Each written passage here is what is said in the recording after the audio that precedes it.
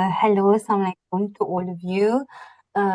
Thank you all. Thank you for this nice introduction. Right.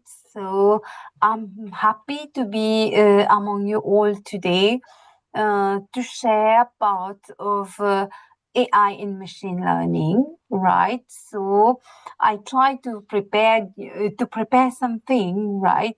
Um, it's not like I don't have any idea about the audience, right? Just to prepare something new on AI and machine learning. So, as rightly said, I hope all of you know where, first of all, Mauritius is. I'm from Mauritius. Mauritius is a small island in the Indian Ocean. It is in the east of Africa, right? So currently, I'm serving as the dean of the faculty at the University of Mauritius. We have 7 faculties in total, and we have a student population of around 11,000. Right, and in my faculty itself, I have like 2,000 students. So we have mm, department like software and information system, digital technologies. We specialize in software engineering, in computer science and engineering, in AI, masters in AI. You have software project management, right? So I'm going to start my lecture, which is in this lecture, it's only like an introduction to machine learning, right? Okay. Are you familiar with this topic, AI and machine learning? We are all talking about AI. It is becoming like a buzzword. Before I really start the lecture, maybe I'm going just to start with uh, a small video. Let's look at the video and then I'm going to go through and then explain.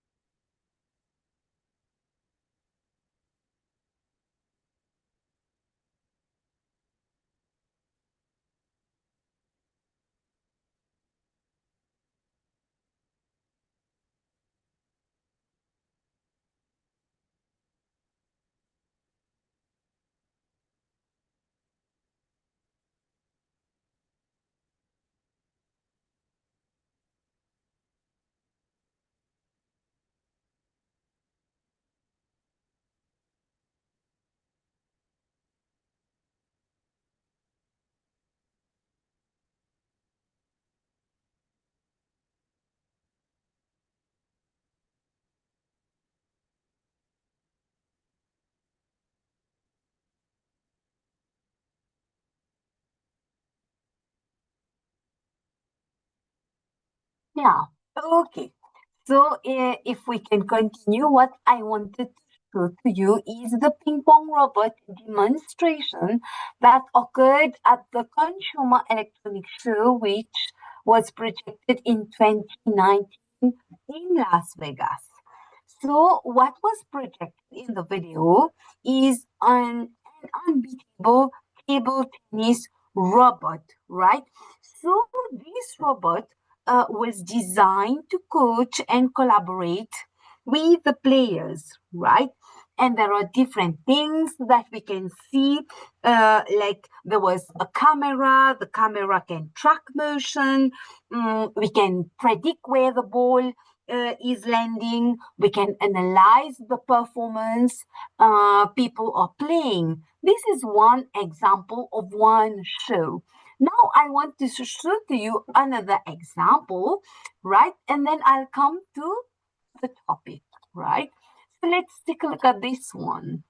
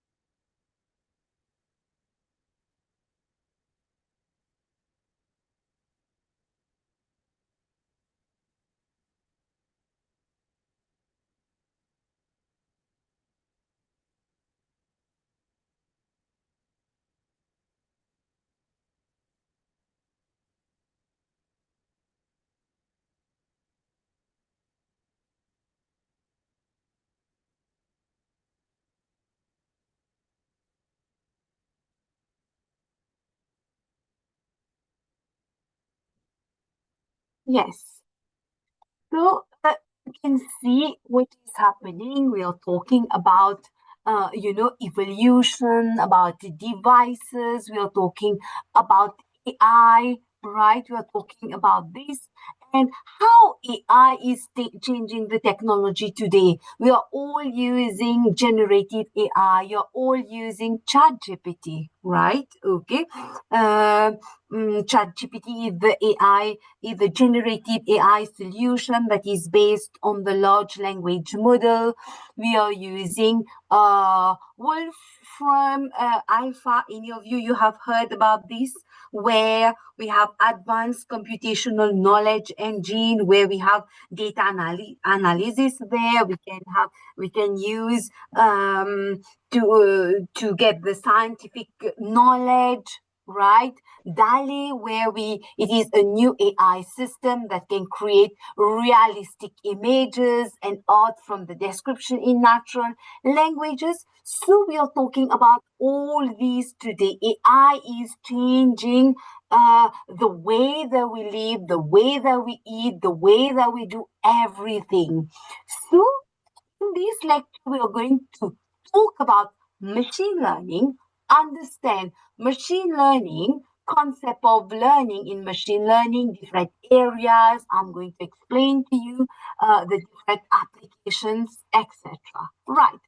So if we come to this, what is machine learning? Who can give me the answer? It is A, B, C, O, D.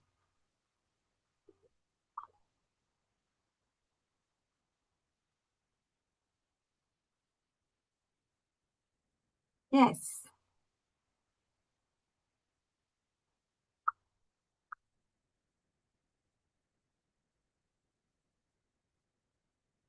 Yes, any of you? Right.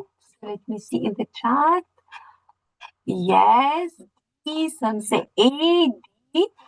Yes, in fact, it is D, enabling to automatically learn and improve from experience and explicitly program. Right. Okay. So let me come to machine learning. Before that, the lecture, yes, it is AI and machine learning. When we talk about AI is the broader concept. Machine learning is a subset of AI, and we also have deep learning. Deep learning is a subset of machine learning. So, what is this machine learning about? In fact, machine learning, it is a branch of AI, artificial intelligence, that is concerned with the construction, study of system that can learn from data. So what is the broader term of AI itself? AI is where you make machine do things that a human being would have done using their intelligence, right? Okay. So that branch of AI that it allows machine to do things, right? Okay. So the branch, the machine learning, which is a subset of AI, it is the construction of system. It is the study of system that can learn from data, right? So machine learning, it is concerned with computer programs that improve performance through experience. When you're going to talk about machine learning, when we are going to talk about AI, you will hear a lot about learning. So what is learning about? Learning is any process by which a system improve performance from experience. You yourself make as if you need to learn something, right? I show to you an apple. You need to learn that this is an apple, right? So it is from experience. I show to you several times, make you learn that this is an apple. Now, next time you see an apple, you will know that this is an apple because you have learned from experience, right? So machine learning is that field of study that gives computer the ability to learn without being explicitly programmed, right? We have several people who have given, like, several definition about machine learning. We're going to look about these terms, right? So machine learning can be defined as a set of techniques that learn from data, that can predict, based on the data, that it can predict based on the learning that has taken place, right? Okay. So learning means getting better at some task, right? Okay. You learn, you get better at doing a particular task, and then how can we know that we have learned from that task is by using performance measures, right? Okay. For example, if I have 10 apple here, I have been able to say that 9 out of 10, this is an apple, right? So I can use a metric that 90% I've been able to say that this is an apple, right? Okay. So earlier, before we had the machine learning, we were using, like, handcrafted model, right? So how we were doing the prediction, we had the data, we had that handcrafted model based on certain rules, and the computer can process these, then we get the result.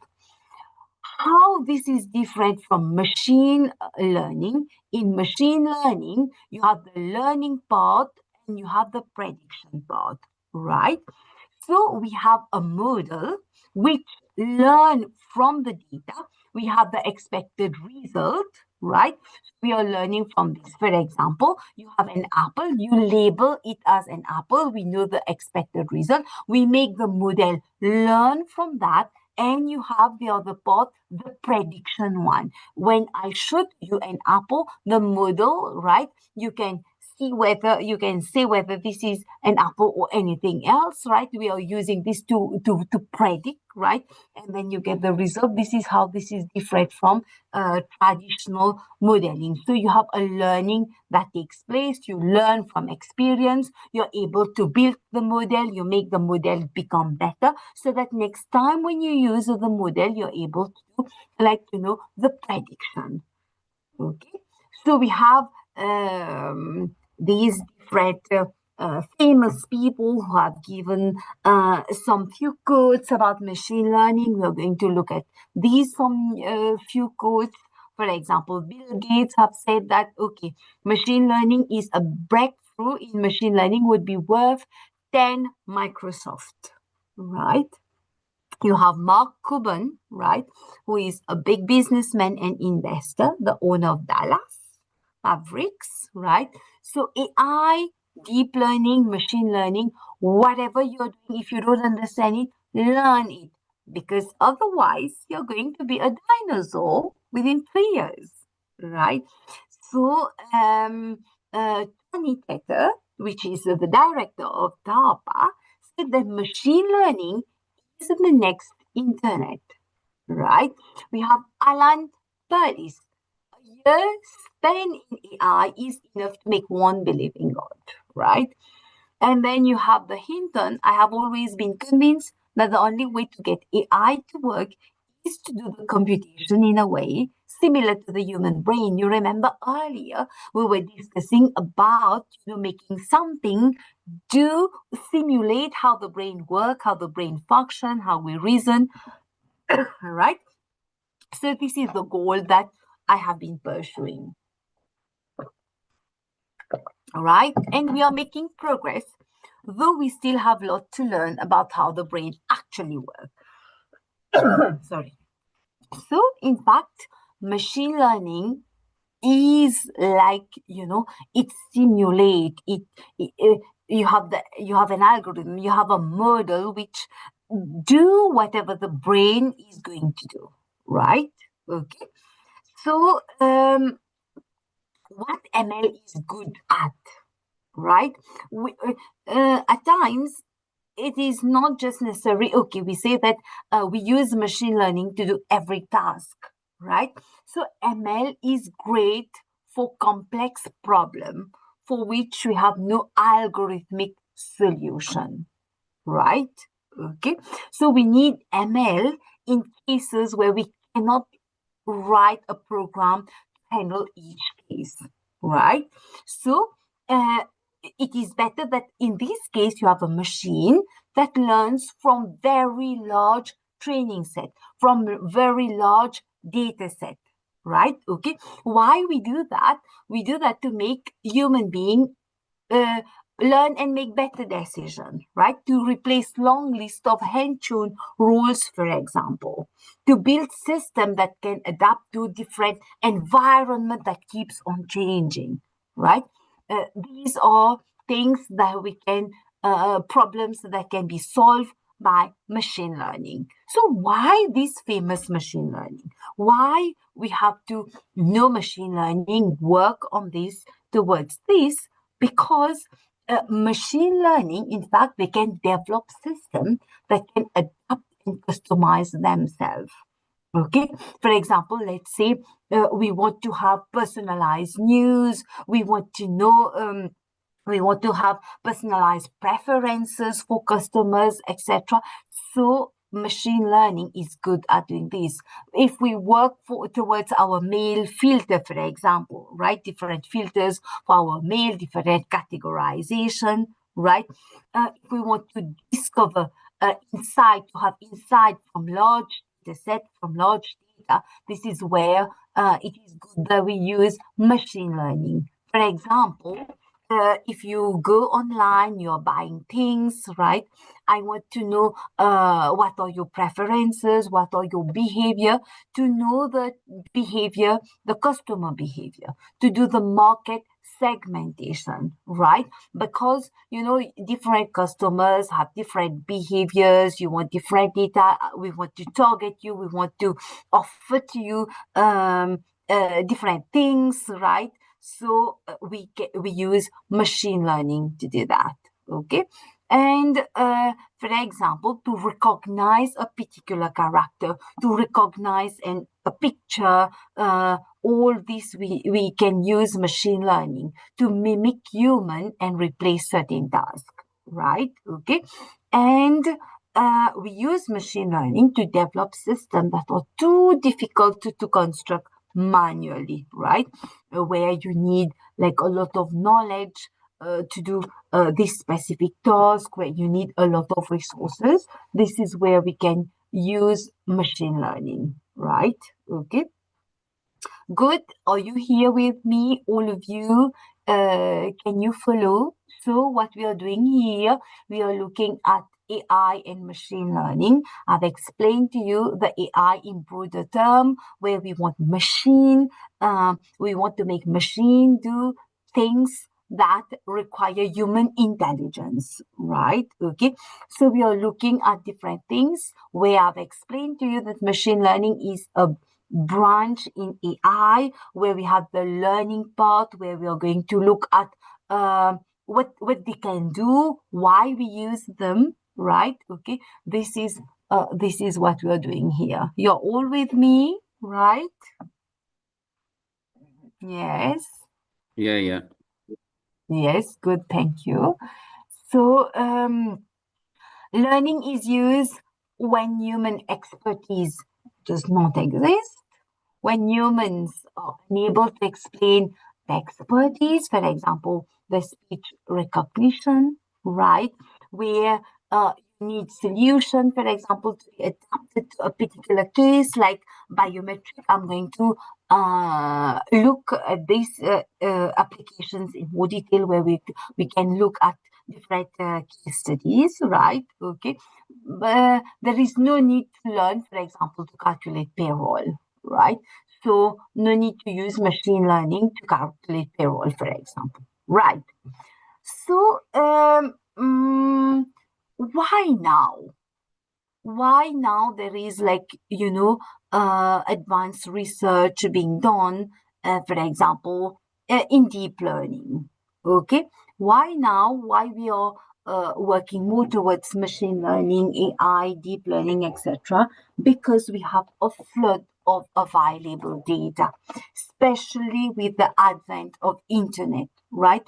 Data keep on growing. We have a lot of data being generated every day, right? And what's the point of just having the data and we do not have insight of the data? We cannot do anything with the data, right? So there is a flood of data. And another reason is there is a growth in the Internet of Things, right?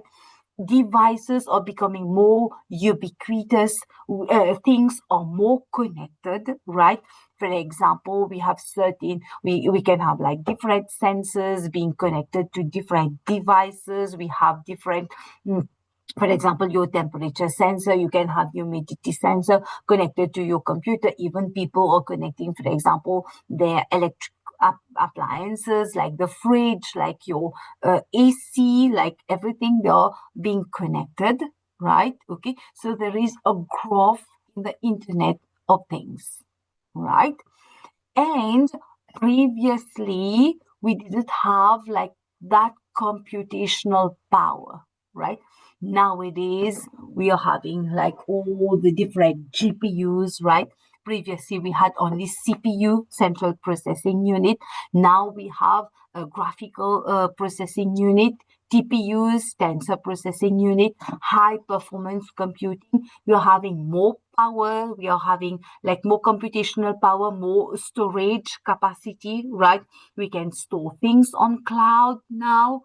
Okay, we have these becoming like more popular platform. So these things they allow fast and scalable running of machine learning model. Previously, we didn't have this. We had these kind of limitation. So what I want to explain to you is that we are having a flood of data, we are having things that are more connected. We are having more processing power, right? Okay. And people are working more towards algorithms, theories.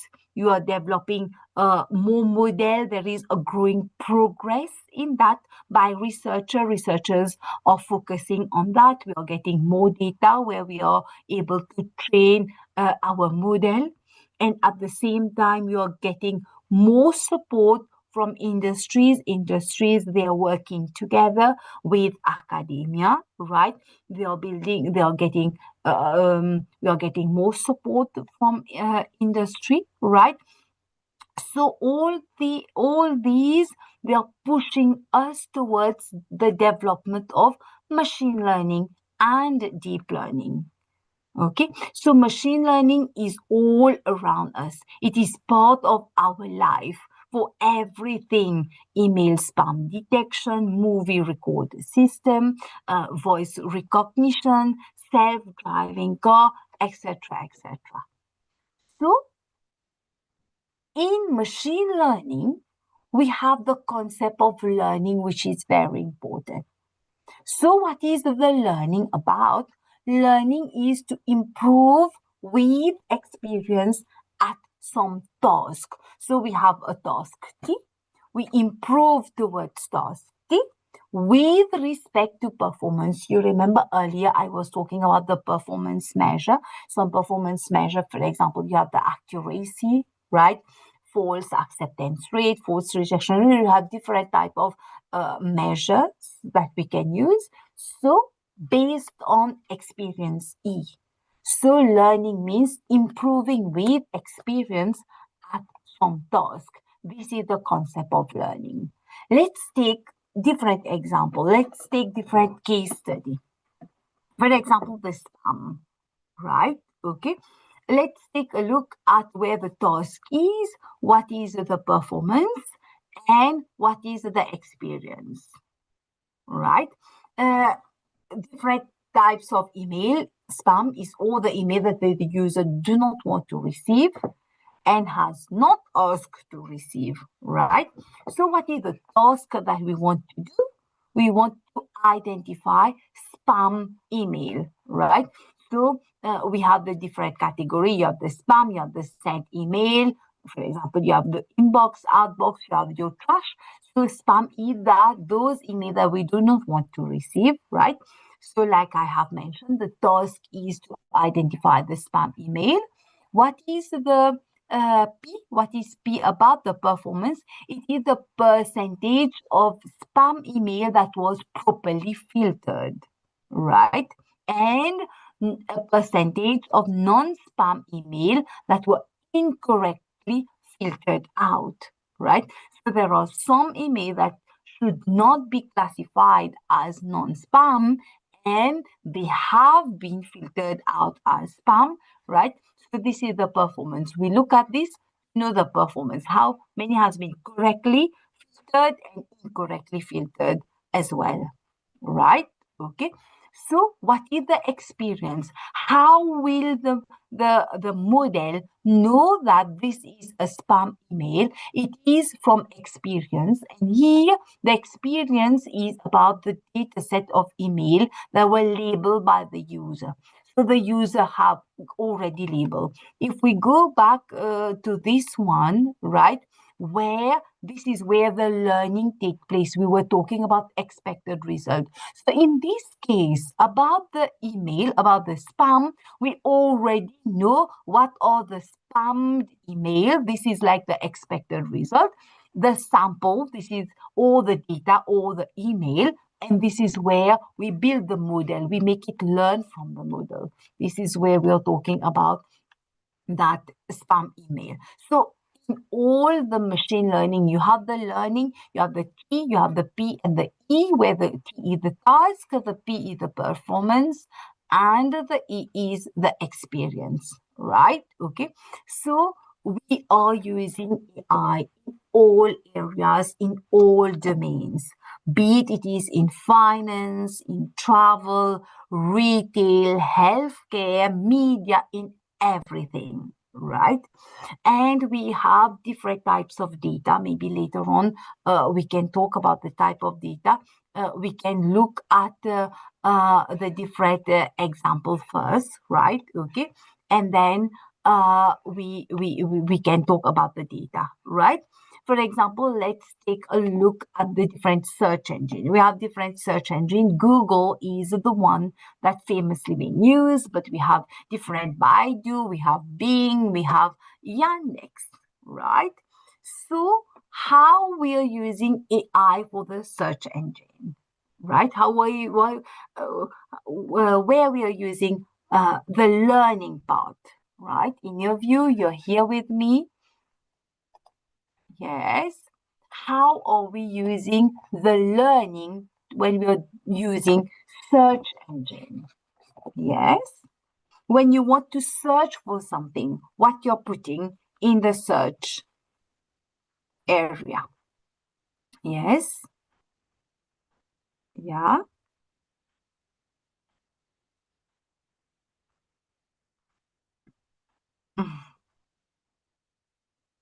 Yes.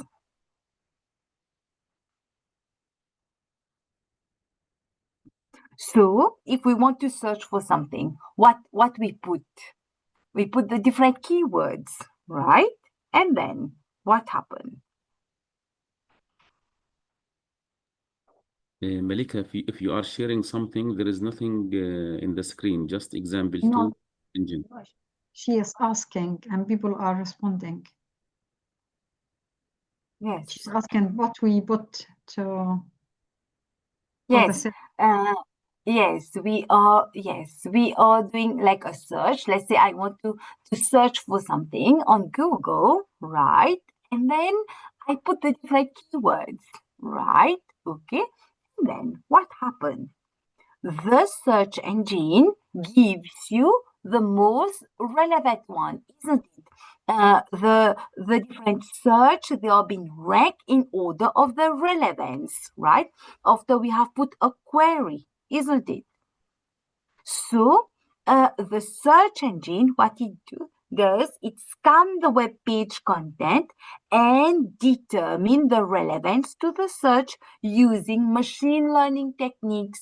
For example, let's say I want to do a search on um, what is machine learning, for example, right? How do we use machine learning in finance, for example? I'm going to put it in the search engine, right? In the search box, and then we use machine learning to look for the most relevant one.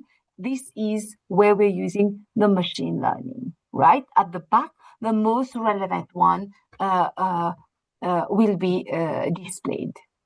Good, right? Here, all of you. Okay. Yes. Yeah. Let's take another example. Movies recommendation. Right. Let's say I how any of you have any idea what is movies recommendation? What is recommendation system? In fact, one thing I can say, when I was talking about, for example, I say how AI can be used in healthcare, for example. When I was talking about this is where I was talking about the most relevant one. We use machine learning to give, the one that is most relevant to the different words that I have used, keywords here that I have used. Yes. So, what is the any idea? What is the recommendation system? You have the recommender. Yes. Yeah. Any idea?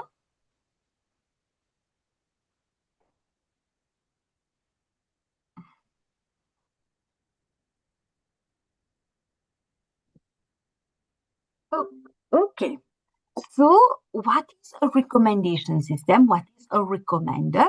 This is a class of machine learning that use data to help predict, narrow down, and find like what people are looking for.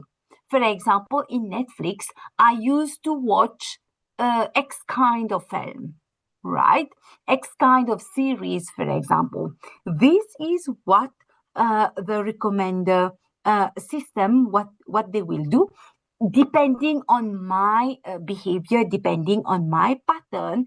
They are going to, like, give those display those films, those things, those series uh, on that data, on that collected data. It means that they are going to find the patterns based on my behavior, and they are going to recommend relevant item based on that pattern.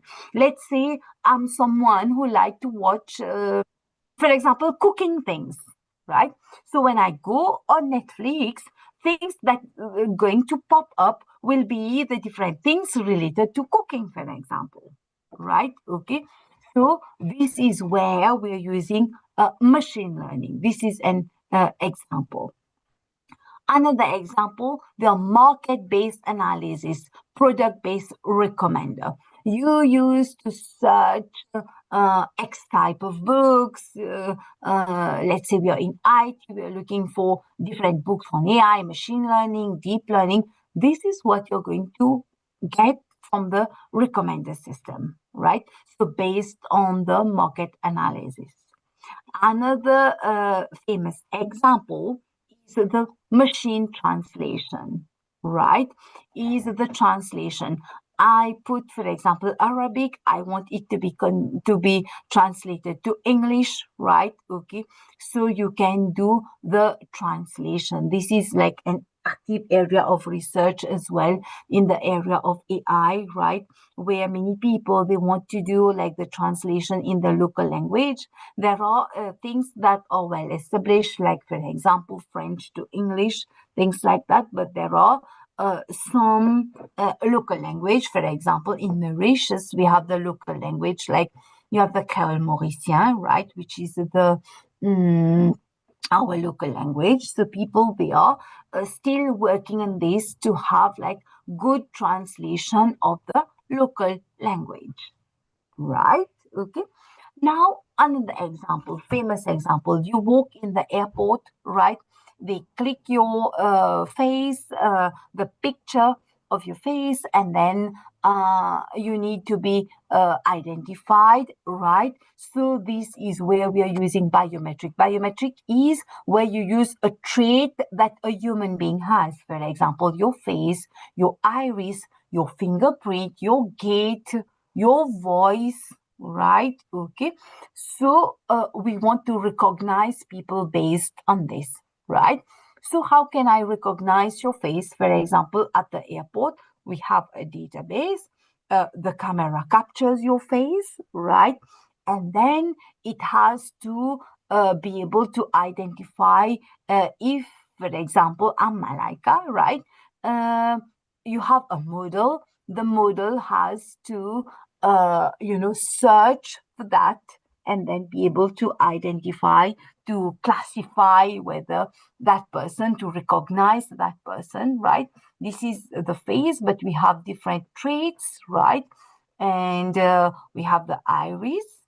In my PhD, in 10 years from now, right? Okay, I use dorsal hand vein pattern. So the vein pattern, which is at the back of your hand, is something that can uniquely identify you, right? So we use machine learning techniques, right, to train the model and use the model to do the decision making where we are using either the classification or the prediction, right? Okay. Uh, in many fields, we are using AI, right? We are using AI a lot in the medical field, right? Where we are developing computer-aided diagnosis, right? Mm, mm, we can diagnose different types of diseases, right? More effectively than human oncologists, for example. Uh, Previously, maybe I have not mentioned this, right? When we are talking about models, we are building machine learning model. So machine learning, they can work with different type of data. You can have textual data, you can have images, you can have sounds, right? You can have like motions. Okay, so we use this a lot in healthcare, where, for example, these pictures they are from breast cancer, right? They are images that have been taken from mammograms, right? We use machine learning to detect abnormalities. For example, in the breast, you may have lumps, you may have calcification, right, which can be used. You train your model to be able to, identify these abnormalities. Okay, right. And this one is diabetic retinopathy. Maybe some of you, I don't know if everyone knows what is diabetic retinopathy. When somebody get diabetes, right? In fact, Mauritius is one, country with high rate of diabetes. Okay. So if people they get diabetes, they have their eyes that are being affected, and this is where you have issues with the blood vessel, right?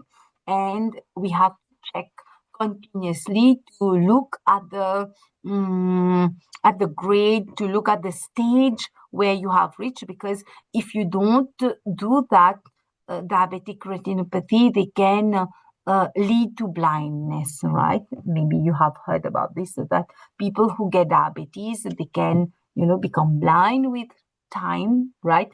If we have reached the stage of, that high stage. So, stage of high risk. So, we can use machine learning to classify these. Let's say we want to reduce the burden on doctors, hospital. You have some cases that are straightforward and some cases that need the attention of doctors. We can use machine learning, to already filter this out, to classify this, and reduce the burden on the medical system, right? Another. So I'm telling you where these we are looking in this very first lecture, where we are looking at the different applications. We're using it everywhere in all the domains. We can use it in finance, right? So how can we use it in finance? We can use this to predict, to forecast the price movement in stock, right? Based on the market value, based on the forex market, right? You can forecast the price movement. So in this way, this can indicate to you whether today you have to buy or you have to sell. It depends on what you're buying. It can be like commodities. It can be like, you're working with the forex, or different assets, etc. So we can use this to do the prediction and can help us to make a decision, right? Now, along with all these, now with different kind of system, people are making a lot of fraud, right? The stock market fraud, right? Banking, credit card frauds in the finance sector. We can use machine learning, right, to detect fraud, for fraud detection. How we do this? We have a normal pattern, a normal behavior. And when we have like an abnormal behavior, abnormal pattern, the system is able, but we have to, of course, train the system a lot, right? You have to give it the data to train the system, so that the system is able to recognize fraud, to recognize abnormal pattern or behaviors, right? Okay. Now, apart from these, we can have other kind of application, right? Example, it's not only, I mentioned earlier, it's not only images, it's not only like text, but then you can have, for example, the brain signal. We can monitor the brain signal. You put electrodes, right? It is here. You can build like a cap. This is the brain. You have the different electrodes, right? It can capture the brain signal. We call this the EEG reading, right? So you can have like a pattern in order to detect abnormal behavior, right? We use machine learning. For example, not only abnormal behavior, I have worked on such kind of project at the university where we have the cap and we are monitoring, the brain activity. It's not only abnormal behavior, but our brain signals have like a pattern when we are relaxed. It has a particular pattern, for example, when we are stressed, right? When we are in different moods, right? Okay. So it has like different signals, different patterns, right? Okay. So this is like another example. Another thing, another example where another use case famously using machine learning is bioinformatics. I'm giving, all of you like the research area, the things where we can use machine learning and deep learning. You have the bioinformatics. What is bioinformatics? For example, we work with the genes to predict, for example, prediction of gene associated with a particular disorder, with a particular diseases, right?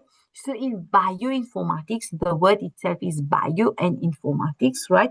It is the analysis and interpretation of biological data. So you have different patterns, right? Okay. If you see things abnormal, the pattern is not the same. So there is a distortion in the microarray data, right? This is where things we can say associated with a particular disorder or disease, right? Okay. We are using machine learning in transportation, right? Like in finance, like in medical sector, right? In transportation, we use a lot of machine learning. We have what is known as an intelligent transport system, right? So what we can do, first of all, we can have like different intelligent speed cameras, right? The camera can capture pictures, and it is linked to a system which can detect, for example, abnormal behavior. Let's say you're doing speeding. Let's say you are standing too long on a yellow box, for example. Let's say you are not respecting the different signs on the road, Dr. Maleika, do you have a lot to say? speeding. Dr. Maleika, excuse me to interrupt, but do you still have a lot to say? Because maybe we want to give the audience like 10 minutes to question. Do you still have a lot? Okay, yes. No, I will talk maybe about the data, and then this is like yes, not much. I can talk about the data and the data set.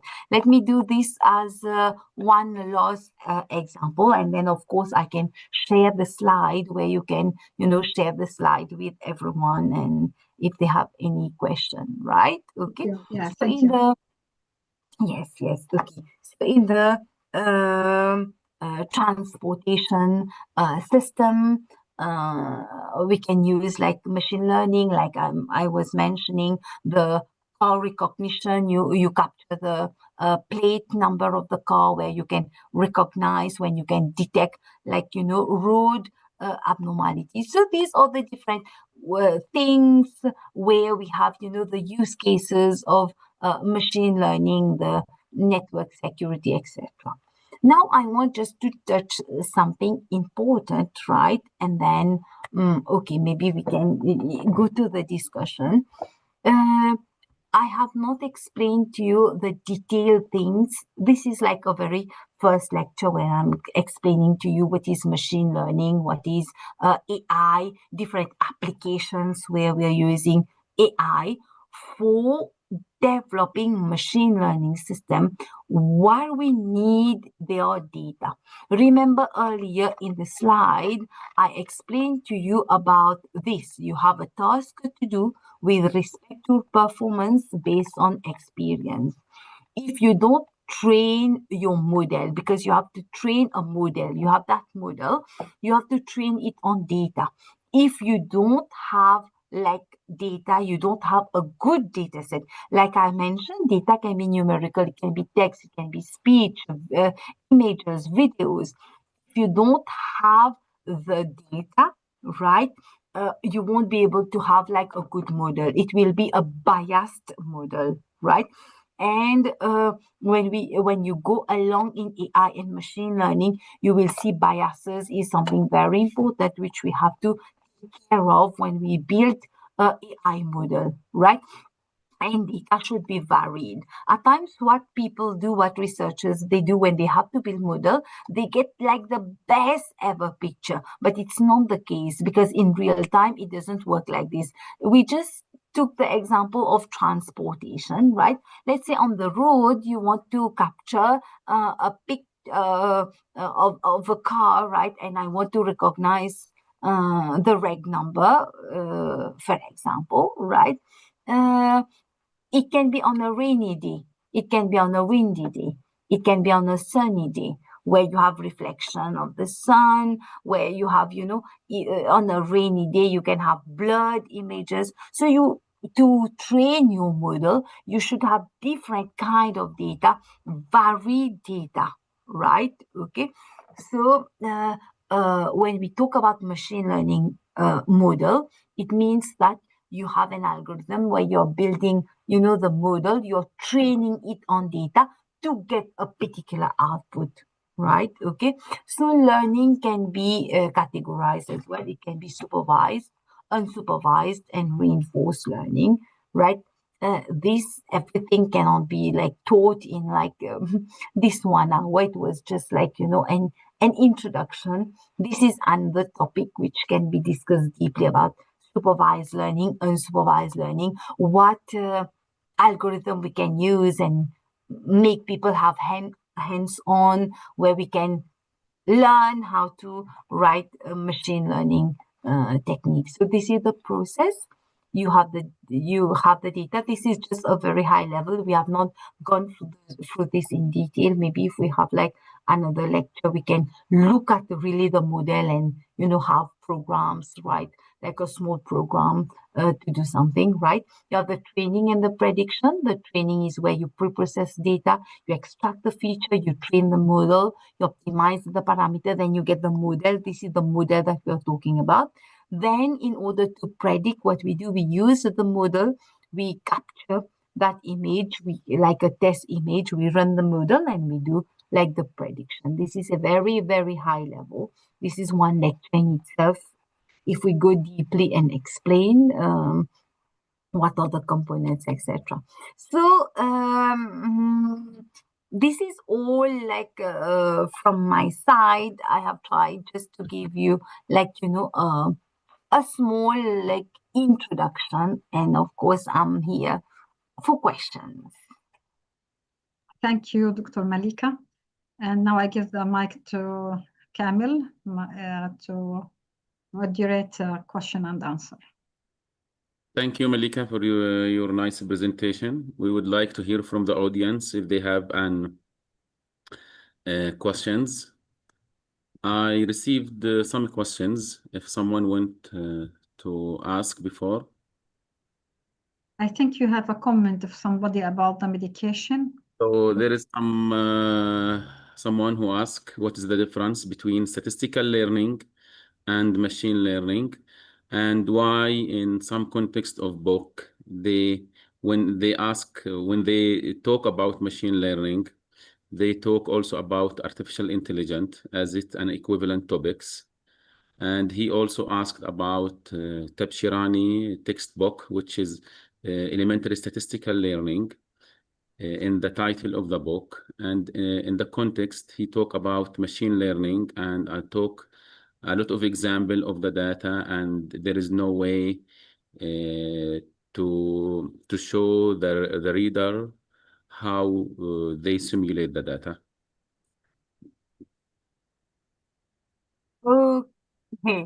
Okay, right. So I can take maybe, yes, part by part. The very first question is, what is the difference between statistical learning and machine learning? So when people talk about the statistical learning, they mostly talk about the relationship between variables. For example, let's say statistical learning. Let's say we want to know about, let's say, cancer, right? So we are going to look at the different relationship between the variables. But when we talk about machine learning, most of the focus is on the prediction and the classification, right? Okay, so you want to predict something in the machine learning part. I want to classify something. This is the difference between machine learning and statistical learning. Statistical learning, we look about the relationship between the different parameters that we have, right? So this is mostly the difference between these two. And then what was that? He asking about Uh, why in some context, when they talk about machine learning, they make it equivalent to artificial intelligence topics. Yes, because machine learning is a subset of AI. AI is the broader term. AI, in fact, is what we talk about AI in broader term, the development of theories.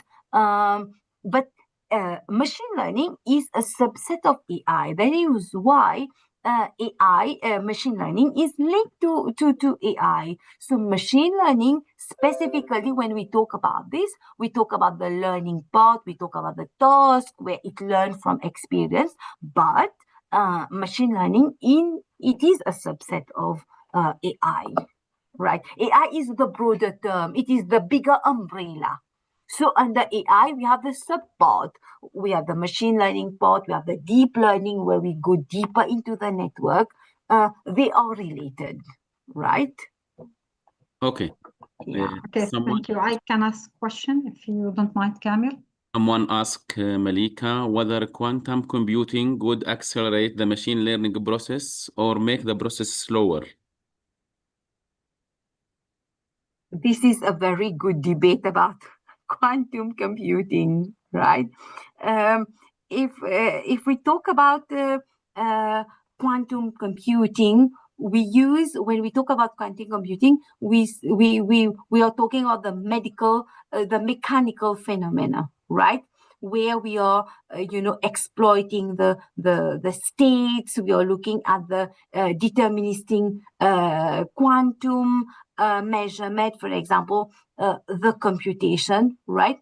It is linked, it is related, it is a very it is a like debatable topic, right?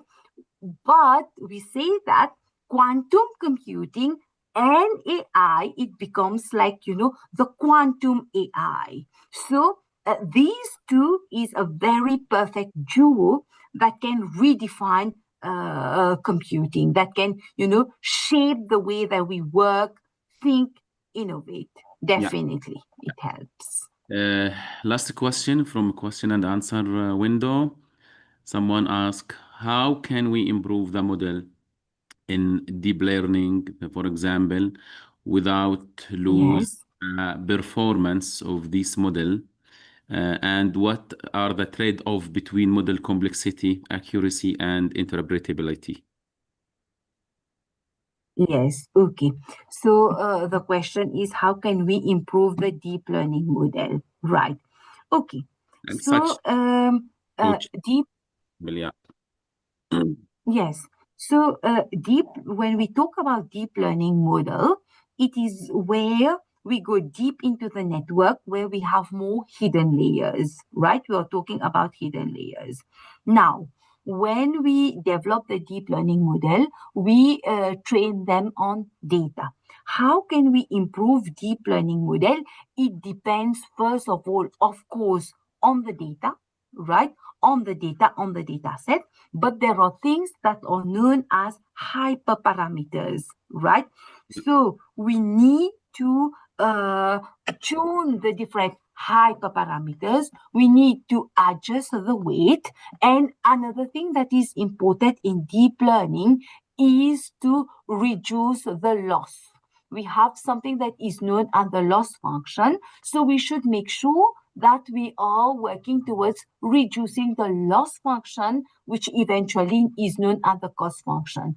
For this, we have different techniques. Of course, we have not touched the technique. This is another topic where you have stochastic gradient descent. You have, for example, Adam optimizer, where you're optimizing the system. So one way to improve the system is to tune your parameter, is to look at the number of epochs, is to look at the training accuracy and testing accuracy, where we can reach like a consensus and try to reduce something that is known as overfitting or underfitting. This is another topic, but these are the ways where we can improve our deep learning model.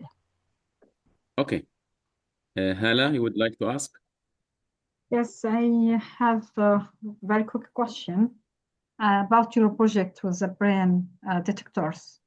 So you can detect all the Yes, parts of the human being when he's happy, when he's under stress, when he's sad. So after you predict yes. and you have all these signals, is there a way that you can control the human brain to move him from, for example, being stressed to happy, or just, a project to know or have some idea about the signals of the brain? It'll be a next step No, to this control. is what we Yes, this is what we expect to do we are still at the first phase in the project where we are able, to detect, to differentiate between the different signals. For example, when you're happy, you have a particular pattern. When you're sad, you have a particular pattern. So what we have tried to do, the second phase on the project, for example, if somebody is stressed, we try to make him do like the breathing exercise, try to make him do something else. You will see how the signal, the transit, for example, like you were mentioning, from stress to less stress, from sad to happy. Yes, in fact, this is the aim. This is what we are doing right now. We have captured the different signals, but we are working on this where people are doing some exercises, relaxing exercises, where you're changing a particular state of the brain into another state. Yes. Okay. Another question. So you have put these people under experience, under different environment, or you communicated hospitals to transfer some of the patients with, for example, stress or, kind of different modes, or you put them in different environments in the lab? How did you decide Yes, this we is put when them he's in different happy, when he's sad, environments. when he's under stress? Yes, we put them on different environment. For example, even for the different exercise, we go to the university gym. For example, with happy, right now what we're doing, we are putting like at times some kind of music, for example, which change the mood of people, because at times it's not easy just, suddenly to make people, from sad to happy. But then there are certain like activities that are being done, right? To change like different kind, like you're saying, the different kind of environment. We have a lab setup, but then we go to the different setup like the university gymnasium, or you have like a room where they do like relaxation. This is how we change, the environment. So Okay. how number of people you use to say that I have a confidence that this is happiness and this is stress and etc.? How many people Yes, did you yes, put under indeed. different environments? Yeah, you're right. Especially in machine learning, the data set is very important. Right now, we have captured from 200 subjects only, right? Because, we need to have like the ethical clearance at the university. We are using like people of a particular age group, people from the university itself. But to really, continue to work in this area, it's good to have like more subject. So this is an ongoing project where we have a target of having, more people, because the more that you have, the more data set you have. And, human beings, they are very complex and they behave in different way. So with only a very small data set, we cannot just draw a conclusion, right? So we have like now 200 people, 200 subjects, but of course we want, like I mentioned, we have 11,000 students at the university, we have a very big population. So this is a continuous process where we are capturing data, and hopefully, like in 6 months down the line, we'll get more subjects. Okay, Malika, last question from Rosanna. Are there is some application where some types of machine learning are better than the others? I hear that annotation and creating good real-life data set for training is very difficult, but I also heard about syntax data being Synthetic. available and they Yeah. are also created by AI. This is the question of Rosanna. Yes. Yeah, okay. So are there some applications where some type of ML they are better than the others? Indeed, right? Uh, it depends. You remember earlier I mentioned different types of data, but even let's take in the medical field. In the medical field, for example, I have a CT scan, I have MRI images. So if I use a particular model, for one particular application, let's say I want for breast cancer, it might not necessarily that this particular model works perfectly for Alzheimer disease where I'm taking MRI. So yes, and how can we know that? Beforehand, you won't be able to know that. When you do research, you have to apply different models and try to experiment with different models. This is where you will know that, okay, this model works best. This, techniques works best. Now, if we are working a lot with images, instead of using machine learning, obviously people they are using deep learning. Nowadays, of course, deep learning, you have the CNN, but you're having like different version. People are now using transformers, vision transformers, for example. Yes, we cannot at the start itself say this is best, but then you have to experiment with this. Now, yes, you're talking about uh, annotation. It's very important to annotate, but this is the most difficult task.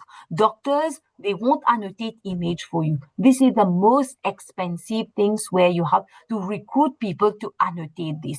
Another, like another thing that you have touched rightly is the synthetic data set.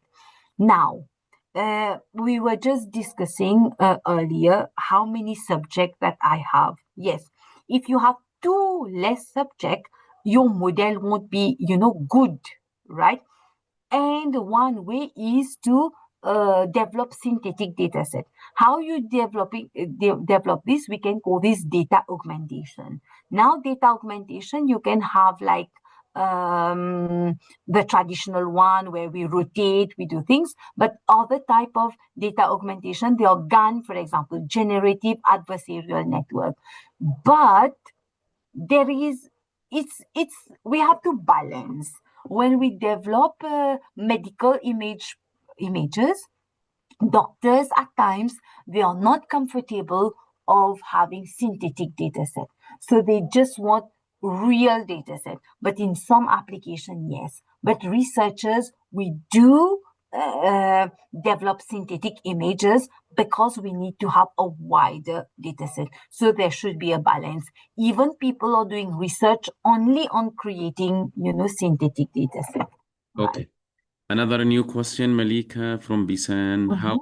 How accurate can predictive models in machine learning be if user behavior or environment change suddenly?